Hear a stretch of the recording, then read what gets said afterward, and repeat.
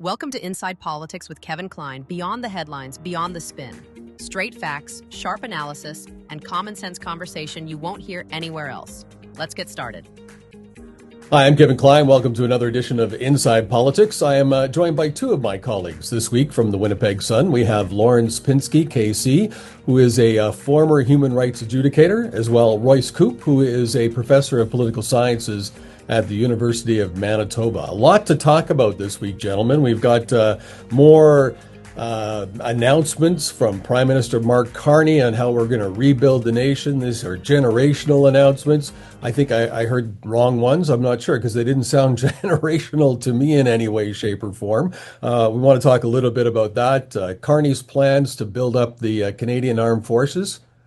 I don't know if you've heard about this, but we've got to talk about that and many other things, just some things that I like to consider what the mainstream media is missing. Like you watch mainstream media now, or you listen to it on radio, and you see some of the larger newspapers. They're missing much of what's going on in Canada, and they seem to be following the talking points of politicians. And I'll start with the Big Five announcements yesterday. Really, I mean, these are almost announcements that were made a long time ago. There was nothing that really jumped out as generational building of this country, Lawrence. Did you hear anything that the Prime Minister announced that made you go, wow, that's going to build this country? The thing about his announcement that makes me go, wow, is how mistaken the entire structure and concept is. The idea of command economies. He sets up a bureaucracy. He chooses a friend to put in charge of that. It's not fully staffed. And they're going to pick and choose, not the market. They're going to pick and choose which projects to let go forward in an atmosphere and in an environment that prohibits growth that they've built. They created those obstacles.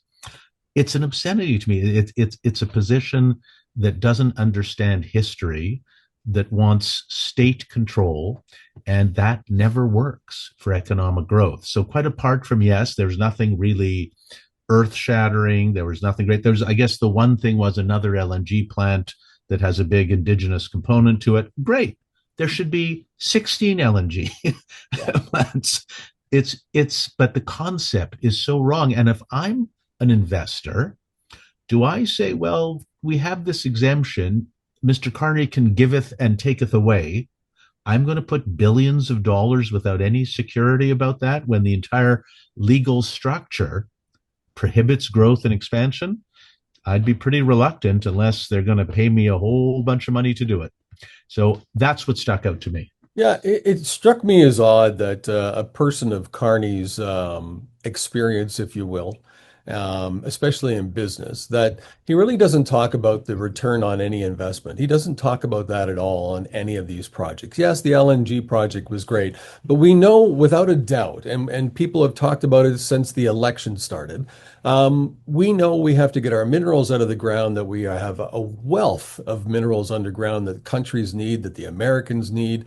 Oil, gas, the whole works. We have it all. And you didn't really hear any projects that will make that more prominent in our economy. But you did hear a lot about how all these projects will have to be Indigenous involved. Like there's going to have to be Indigenous involvement in that, which kind of caught me off guard a little bit because I don't know a lot of companies that are willing to invest billions in building up Canada when they have certain requirements put on them, Royce. Does that stand out to you as a problem or no? Not necessarily. A Okay. lot of First Nations in these areas in British Columbia are really looking for this kind of investment. They're looking for these kinds of jobs. There's a conservative MP from Skeena, Ellis Ross, who was saying that the LNG plant in his First Nation was a very important milestone. Created jobs, was a fantastic thing. And so, yeah, there's one LNG plant in this set of plans that the Prime Minister has released. But yeah, Canada is a big country. There's millions of people. One LNG plant.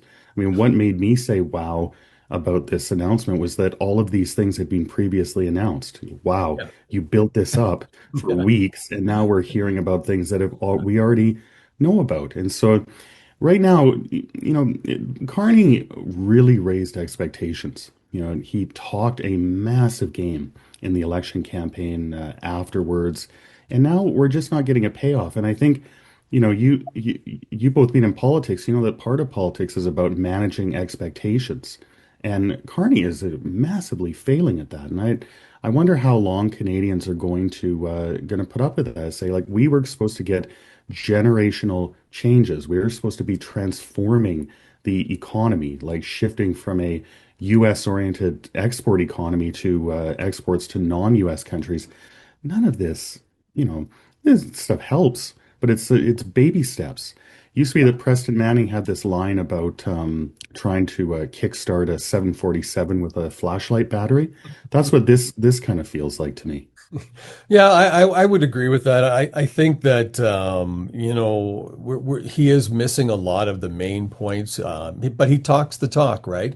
The mainstream media is following him. They're not discussing the fact that these are announcements that have already been made. These are projects that have already been announced in the past. Mainstream media is leaving that alone, and I was shocked at how the mainstream media just kind of let the whole how we're going to build the Canadian Armed Forces notion from Carney just pass like it was nothing. I mean, the fact that you have your prime minister saying, okay, we're going to take civil servants and we're going to teach them how to shoot a gun so that they're ready to fight for Canada.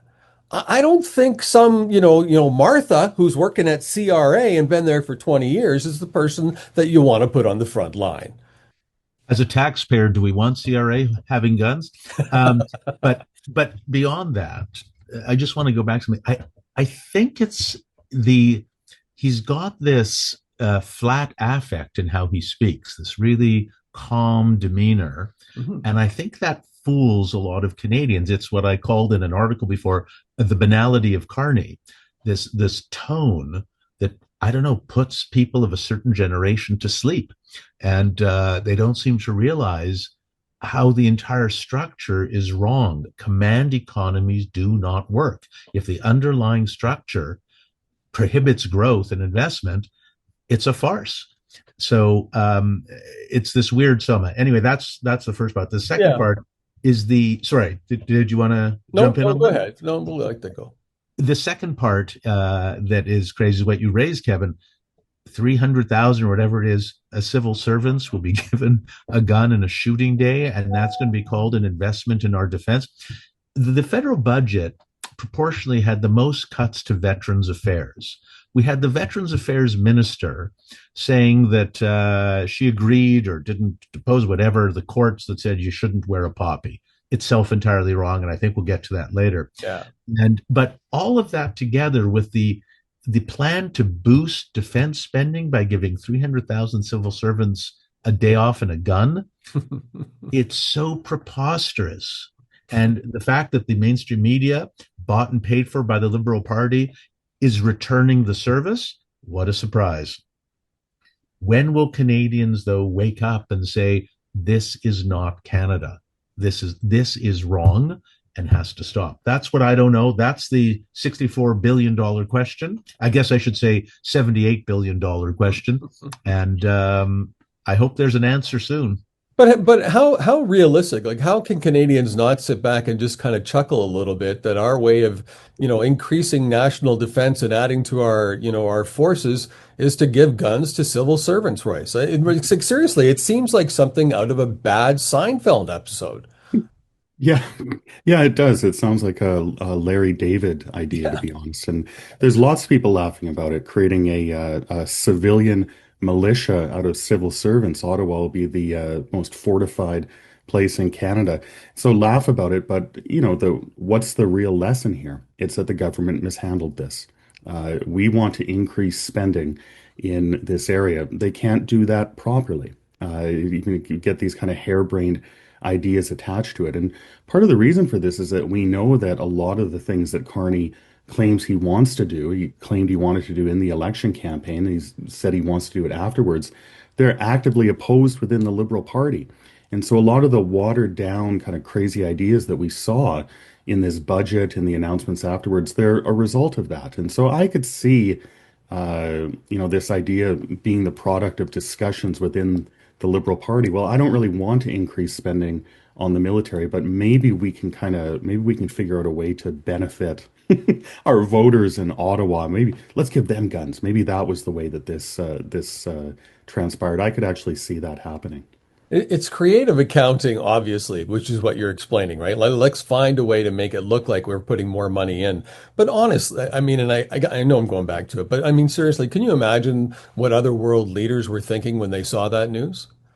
Imagine Like, sitting down with Marco Rubio or President Trump or the war secretary and saying, here's our plan to reach 5% of GDP. It's so preposterous. I don't even think Larry David, I think this is beneath Larry David.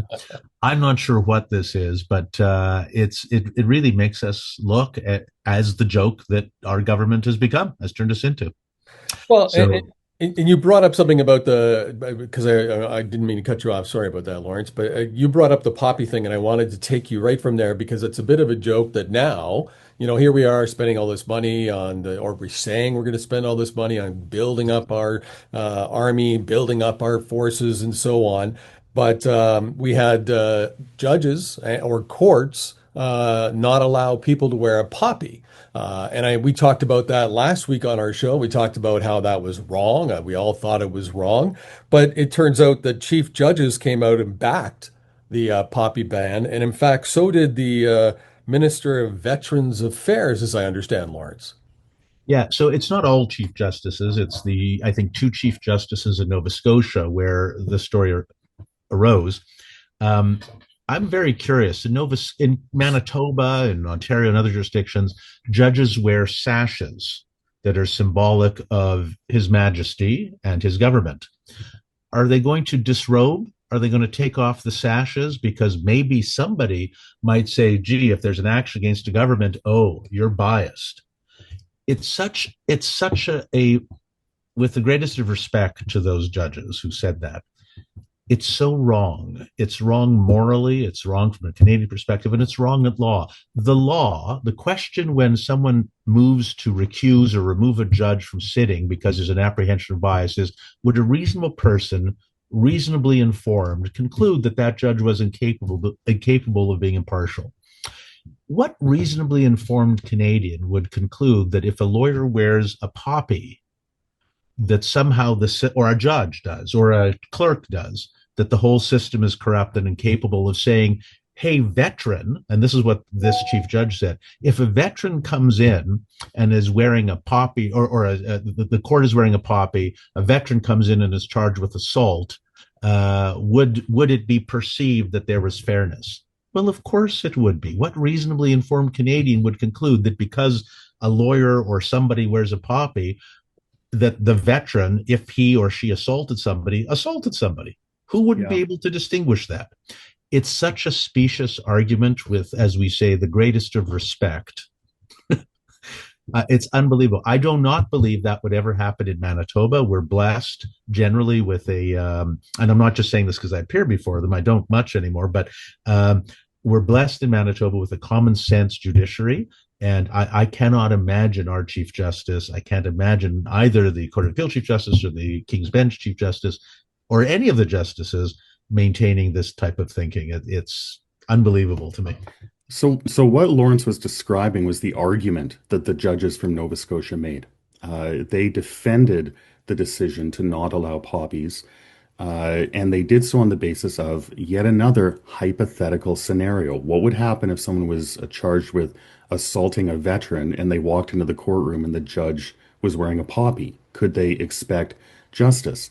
To which the answer is obviously yes. Every Canadian with two brain, of course they could, because the poppy is not a normal political symbol like everything else that people wear on their lapels. And so, if the people watching this are kind of, hypothetical scenario, where have I heard that before? Well, we heard it in the recent Supreme Court case, which struck down the mandatory minimum 1 year for child porn offenses because of a hypothetical scenario. Not the case, not the facts that were before the judges. The judges had to create a scenario where that 1 year mandatory minimum constituted, in their view, cruel and unusual punishment. We're being ruled by implausible hypothetical scenarios. And now we're starting to see more and more of this in the courts. It seems just wild to me that these are the arguments that these learned people make. And as for the Minister of Veterans Affairs, who couldn't raise a dissenting word, like this is lily-livered. It's cowardly. You're the minister. Literally, no one agrees with this. Raise your voice against it, just like the Premier of Nova Scotia did. What is the point of running for office and getting elected if you can't even say, if you can't disagree with something that literally everyone agrees with? My That goodness. same minister presided over the deepest proportional cuts in the budget were to Veterans Affairs. She stands over that. She doesn't defend poppies. She doesn't defend vets. She has no business serving in that portfolio. Yeah. What I, what are I you doing there? What's the what are you point? doing there? Exactly. But it's all patronage appointments, guys. I was a minister in a government. It's a patronage appointment. Even I admit that. It's like, okay, well, this person could do something for us or has this kind of, notoriety or name recognition or whatever. So we'll make them a minister, or they help the leader get to a certain point, make them a minister. They're not putting ministers in portfolios that they're qualified for. I mean, tell me any portfolio of a minister provincially across the country or federally that actually has the qualifications to be there. We're appointing activists. I mean, look at the Manitoba health minister who does all these funny videos on TikTok while people are dying in waiting rooms, while people are dying in emergency rooms. While there's all kinds of these problems with our health issues, but the minister here thinks it's much better just to play on TikTok. A couple things to that. It's not that long ago that Paul Martin was a great minister of finance. It's not that long ago that Bill Morneau, and I didn't agree with much of what he did as finance minister. In fact, he didn't agree with much of what Mr. Trudeau was doing, hence his leaving office. But he was very qualified to have that job. So there were people who were qualified historically, but now when you look at this Minister of Veterans Affairs, I don't want to paint all of the ministers with this brush, but that person, like, let her be the Minister of Culture or something, or if I don't know what her CV looks like. She has no business being Veterans Affairs, in my view. I do want to speak to one thing that Royce raised, this issue of the use of hypotheticals. The court does use hypotheticals in dealing with constitutional questions. What if this happens? And that's not an unreasonable thing to do, I would suggest, because when you're dealing with should a law be struck down as being a breach of a right, you do have to think about different scenarios, but they have to be reasonably or causally connected to the actual facts before you. And that's what the minority in that Supreme Court case said, that this was just a bridge too far. This was nonsensical, nothing to do with the facts before the court on that case. And the minority was quite right in saying that, in my view. Both sides condemned the issue of child pornography, understood the evil of it, but the majority went too far. And frankly, in my view, it takes a notch out of respect that people have for the court and the administration of law. And that's unfortunate. And maybe that's also people's fault for not understanding how it works. Maybe it's the court's fault for not expressing it correctly. Maybe it's the media's fault for not actually revealing what both the majority and minority said properly. So maybe there's enough blame to go around for everybody. It's not about that. It's that in this case, on the poppy issue, that the chief justices in Nova Scotia were simply wrong and out in left field. And by the way, one last thing, and then I'll be quiet about this. Really? Just for the people who, I promise, the people who commented that we weren't wearing poppies, we all had them on our outer coats, just not on the coats we're wearing inside, just so people know. Yeah. That's it. Yeah, I think you're making a good argument on the court, but I do think I have to agree with Royce. I mean, this hypothetical use in courts right now is, I don't think it's appropriate. Maybe it is in some constitutional law, but we're not talking about constitutional law when you're talking about a poppy. The minister, again, I'll go on with the fact that I don't know a minister that has been given a portfolio that they've been qualified for. I really don't. And that's not to say that they're bad people or that it's to degrade them. It's a reality within government, and I've seen it. I've been in there. I see it. And most of the decisions aren't made by the minister anyways. It's all done through a cabinet process. You're there as a talking head. You're there as the person that will deliver the news when the news has to be delivered, and you get a nice bump in pay and you get a fancy big office. And that's really what it is. But not to come out if you're the Minister of Veteran Affairs and support veterans. Yeah. I mean, that immediately you have to think you're fired. You're not the right person to be there for that reason. Like you should have been able, you should have at least called somebody in communications and asked for a way to support it. But they're so fearful. It's like, yes, okay, I agree with that. It's triggering. It's not triggering. It's not at all. So she should have been fired. But again, she wasn't. I do think, Ken, sometimes it's the idea of having a generalist in the role of a minister. There's nothing necessarily wrong with that. Some people are not specialists in their portfolios, and they're still great ministers. The big thing to me is like you need to have a backbone. Like you have to be well briefed, like know your portfolio, and then actually stand up for the things that you think are right. I've talked to people, deputy ministers, for example, or really any kind of civil servants. They work with a minister who's a pushover, who's the kind of person that you describe, who's just a politician who's there for the position, like standing in front of the cameras. That's one thing. But then when you get a serious minister, someone who's well briefed, someone who's going to ask real questions, they used to talk about Brian Pallister in this way. Going into meetings with Pallister was terrifying because he would know everything inside and out. There was nowhere to run when you were in a meeting with him. That's a very different thing. Those are the kinds of ministers that we need. The ministers with the courage of their convictions, people that are actually willing to stand up to the boys in short pants from the PMO, as they call them, and against the bureaucrats. We're just not seeing that right now. I don't even know who half the ministers in Carney's cabinet are now, to be honest. Do you see it in any elected officials right now? And I mean, I'm not going to, again, paint the brush for everybody, but I mean, I don't see a lot of that type of strength or confidence or attitude across elected officials in our country. It's almost like they're shying away of certain things. And here, obviously, the minister shied away. They're afraid. They are deeply afraid. Why are you there? If you are afraid, you have a great job. You're guaranteed a job until the next election. You don't have anything to worry about. So you could stand up, but they're afraid. And we're being ruled, I think, by fear. And that's Kevin, my problem. I'm not sure that this minister of Veterans Affairs is afraid. I think she doesn't get it.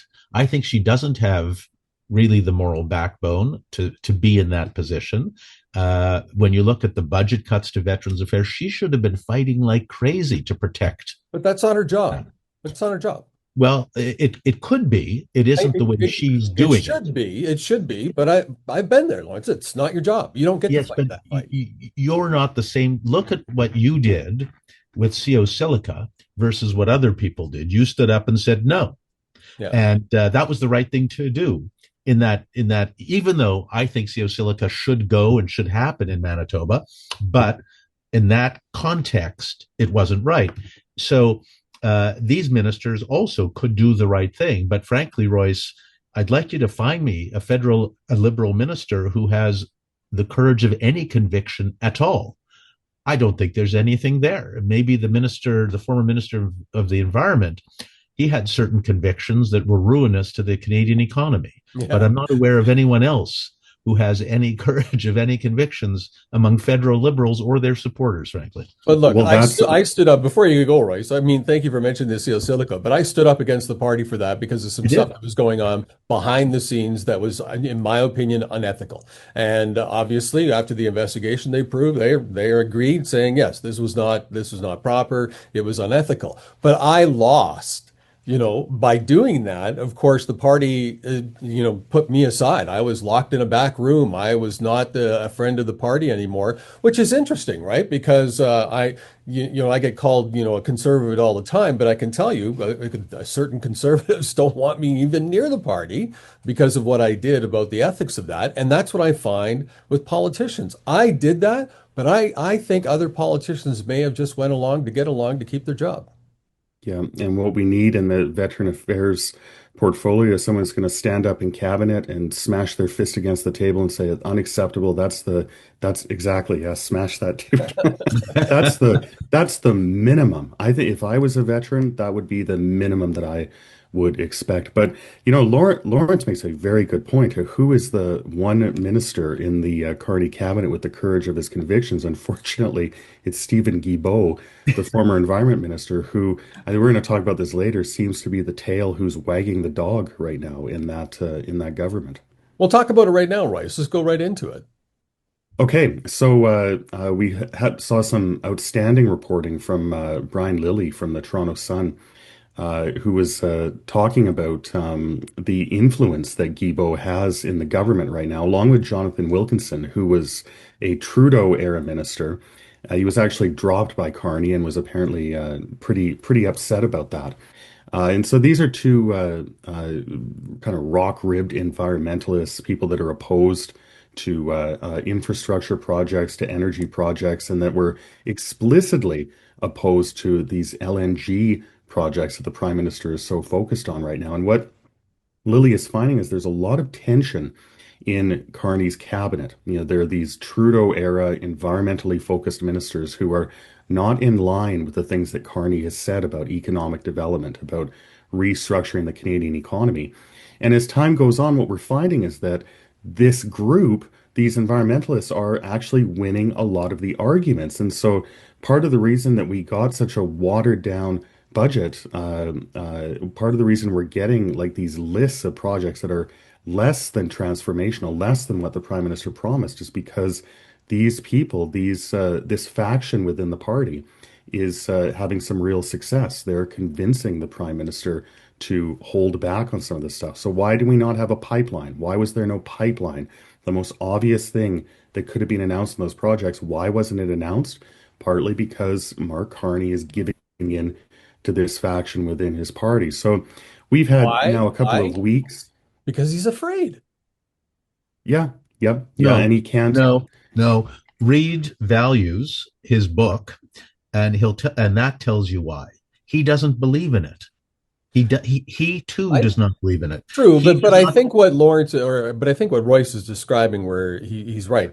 These selected individuals have some power over Carney, but he's afraid to do anything about it. I believe too, because as a business person, because then all of a sudden his strength in the House is depleted. If they were to leave, because I thought Guilbeault was going to announce that he was leaving, Royce, wasn't he?